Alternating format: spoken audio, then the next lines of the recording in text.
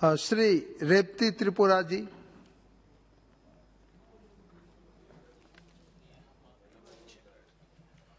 धन्यवाद sir.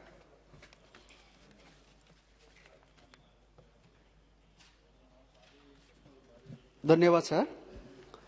Sir मैं अर्जुन मुंडा जी ने जो अमेंडमेंट बिल लाए दालंग ट्राइब को शेड्यूल ट्राइब में इंक्लूशन के लिए मैं पॉक्स में इन फेवर में बोलने के लिए मैं खड़ा हूं।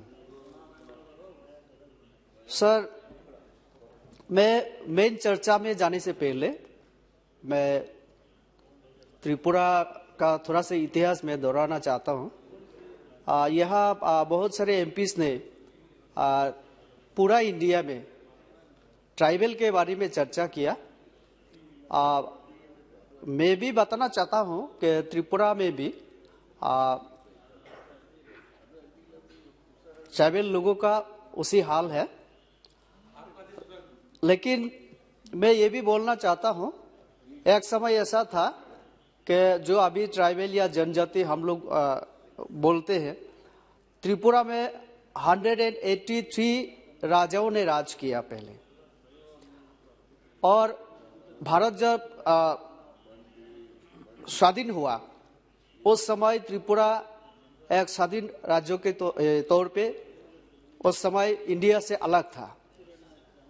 1949 में त्रिपुरा इंडिया के साथ मार्च किया और उसी दिन से अभी त्रिपुरा इंडिया का एक स्टेट के रूप में इंडिया में हूं। जैसे कि 1949 के बाद 1971 तक अगर देखा जाए, बांग्लादेश जो फ्रीडम के लिए जब मूवमेंट चल रहा था, 50 से 51 से लेकर 71 तक बांग्लादेश से बहुत माइग्रेंट त्रिपुरा में हुआ। और जहां जनजाति संख्या एक समय 80 से 85% था, वो कम होते होते अभी सिर्फ 31% हो गया त्रिपुरा में। अभी 19 कम्युनिटी है त्रिपुरा में और 19 कम्युनिटी में कुकी कम्युनिटी भी एक है।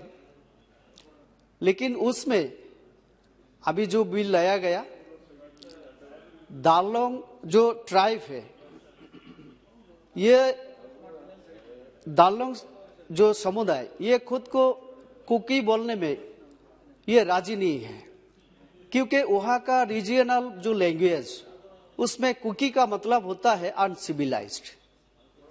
तो इसलिए ये लोग बहुत सालों से इन लोगों का मांग था कि इन लोगों को अलग एक स्टेटस दिया जाए और शेड्यूल ट्राइब में भी इन लोगों को इंक्लूड किया जाए।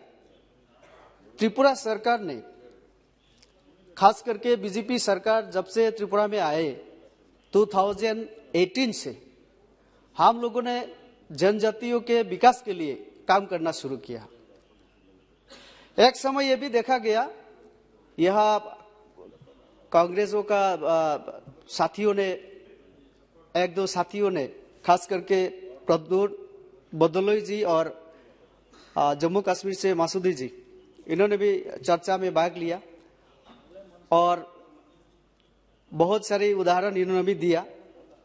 मैं बोलना चाहता हूं, अगर कांग्रेस और बाकी जितना भी सरकार केंद्र में हो या तो त्रिपुरा में, अगर शुरू से इस विषय को गंभीरता से देखता तो और बहुत साल पहले ये काम हो सकता था। लेकिन त्रिपुरा में सिर्फ 2018 से बीजेपी 4 साल हो गया, बाकी 25 साल त्रिपुरा में कम्युनिस्ट का शासन था, उससे पहले भी, और बाकी कांग्रेस का राज था। लेकिन कभी भी सीपीएम हो या कांग्रेस हो, कभी भी जनजातियों का विकास के लिए काम नहीं की। तो इसीलिए एक समय त्रिपुरा में ये मांग भी उठा कि 1949 में हम लोग इंडिया के साथ मार्च किया था, लेकिन ये भूल था।